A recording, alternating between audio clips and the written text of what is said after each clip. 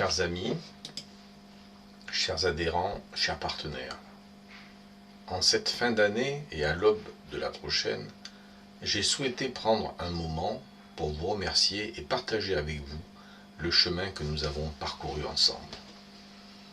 2025 a été une année à part, une année particulière pour le Cercle et pour chacun d'entre nous.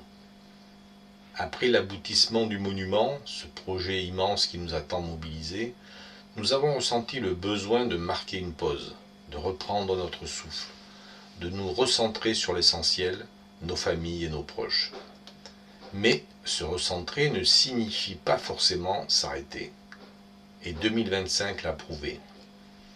Après la grande journée de l'inauguration du 10 janvier, nous étions présents sur le terrain.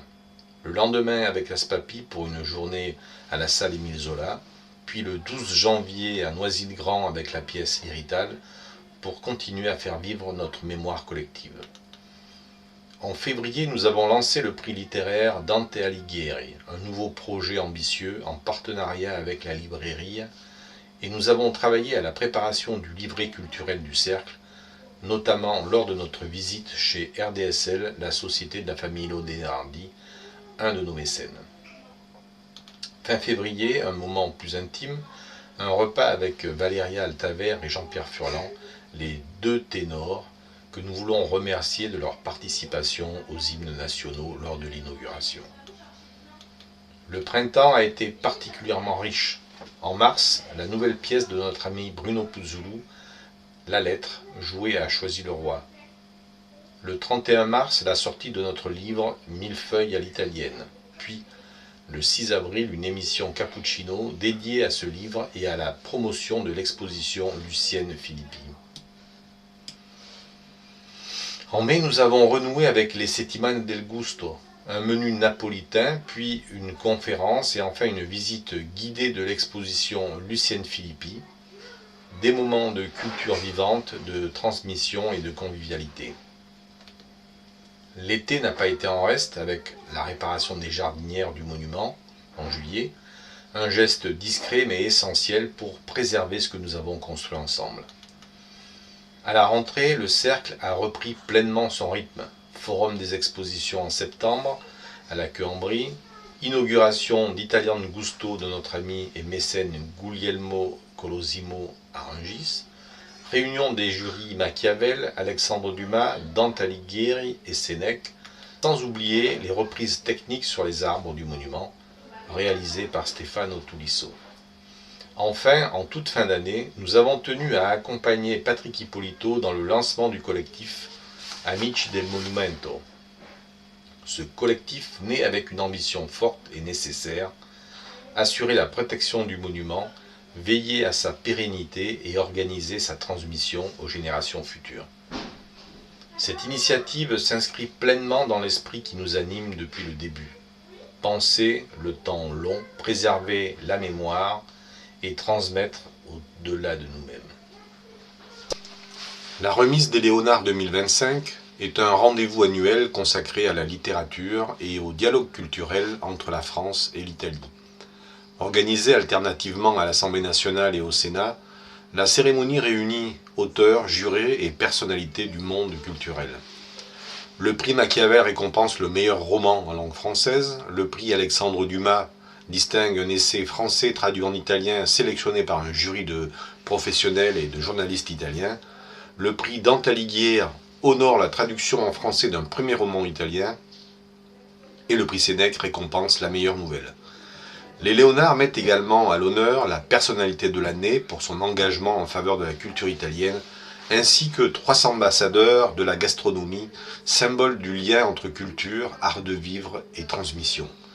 En 2025, ont été distingués Gilles Pécou, président de la Bibliothèque nationale de France, et Maude Petit, député qui accueille et organise tous les 2 ans la cérémonie au Palais Bourbon.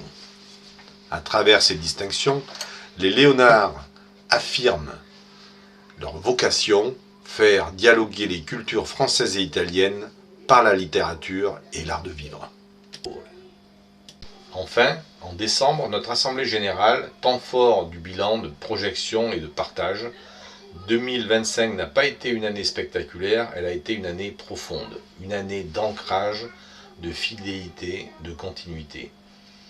N'oublions pas que 2025, c'est aussi l'année où le cercle est rentré dans l'histoire de l'immigration italienne en France et que la gastronomie italienne est rentrée au patrimoine immatériel de l'UNESCO. Au nom du cercle Leonardo da Vinci, de son conseil d'administration, je tiens à vous remercier pour votre confiance, pour votre présence, pour votre attachement et pour cette aventure humaine et culturelle. Bonne année.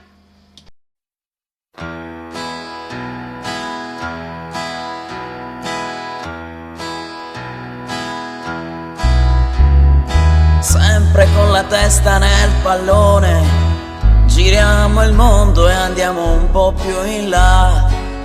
Tiriamo avanti fischiettando una canzone e per il resto che sarà, sarà.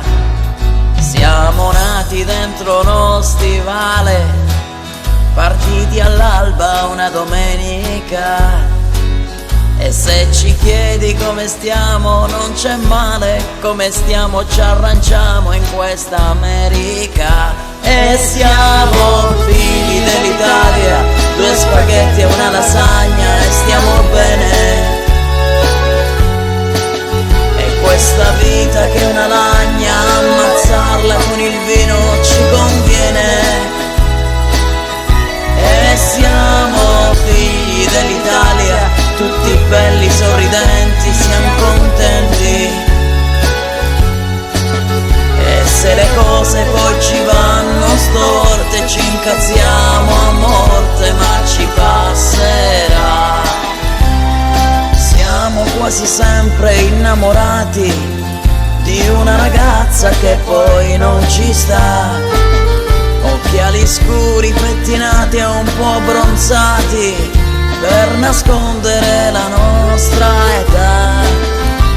Seguiamo la nostra nazionale, facciamo il tifo insieme con gli ultra.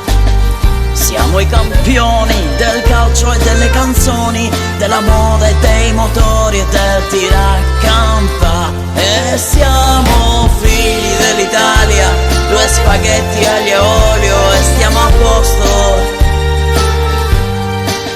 E con 2 amici e una chitarra siamo felici, tutto il mondo sembra nostro.